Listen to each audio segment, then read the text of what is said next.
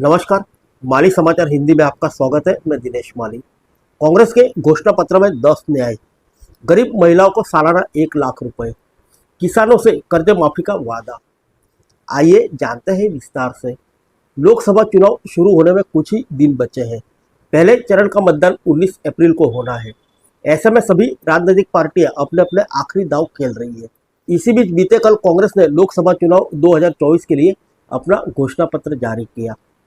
कांग्रेस अध्यक्ष मल्लिकार्जुन खड़गे, पूर्व अध्यक्ष सोनिया गांधी और राहुल गांधी की मौजूदगी में अखिल भारतीय कांग्रेस समिति मुख्यालय में घोषणा पत्र जारी किया गया। पार्टी ने अपने घोषणा पत्र को न्याय पत्र का नाम दिया है। इसके साथ ही घोषणा पत्र में 25 तरह की गारंटियां दी गई है। वहीं 10 न्याय शामिल है। इस मौके पर कांग्रेस के संगठन महासचिव केसी वेणुगोपाल, महासचिव प्रियंका गांधी, पार्टी की घोषणा पत्र समिति के प्रमुख और पूर्व वित्त मंत्री पी चिदम्बरम और अन्य कई वरिष्ठ नेता मौजूद थे। आइए जानते हैं क्या किए गए वादे। खड़गे ने कहा कि हमारा घोषणा पत्र गरीबों को समर्पित है। उन्होंने आगे कहा कि हमारा यह घोषणा पत्र देश के राजनीतिक इतिहास में न्याय के दस्तावेज के रूप में याद किया जाएगा। राहुल गांधी के नेतृत्व में चलाई गई भारत जोड़ो न्याय यात्रा इसी पर केंद्रित थी। यात्रा के दौरान 5 स्तंभों युवा न्याय, किसान न्याय, न्यारी न्याय, श्रमिक न्याय और हिस्सेदारी न्याय की घोषणा की गई। इन 5 स्तंभों में 25 गारंटियां निकलती है और हर गारंटी में किसी न किसी को लाभ मिलता है। कांग्रेस के घोषणा पत्र में बड़ी बातों की अगर बात की जाए तो इसमें केंद्र सरकार में 30 लाख नौकरियां, गरीब परिवार की महिलाओं को 1 लाख रुपए सालाना, जातिगत जनगणना, एमएसपी को कानूनी दर्जा, मनरेगा मजदूरी 400 रुपए, जांच एजेंसियों का दुरुपयोग रोकने और पीएमएलए कानून में बदलाव का ऐलान किया गया है।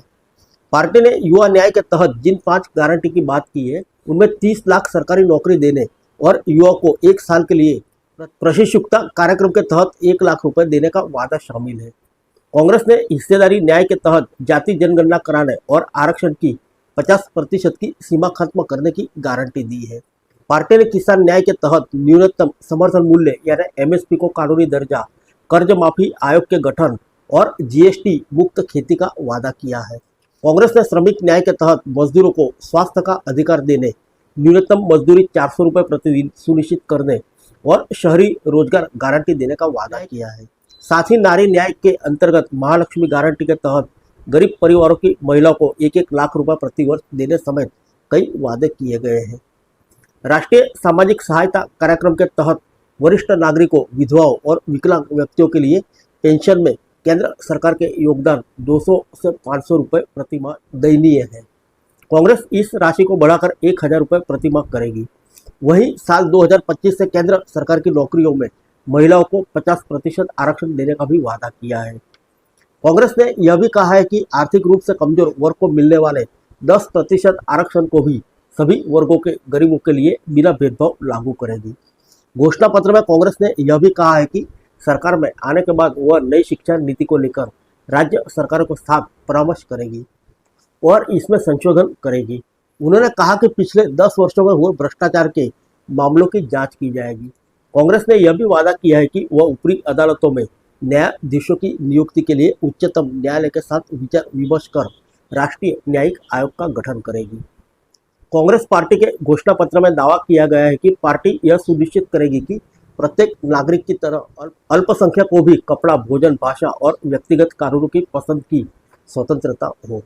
हम व्यक्तिगत कानून में सुधार को प्रोत्साहित करेंगे। कांग्रेस का कहना है कि ऐसा सुधार संभावित समुदायों की भागीदारी और सहमति से किया जाएगा।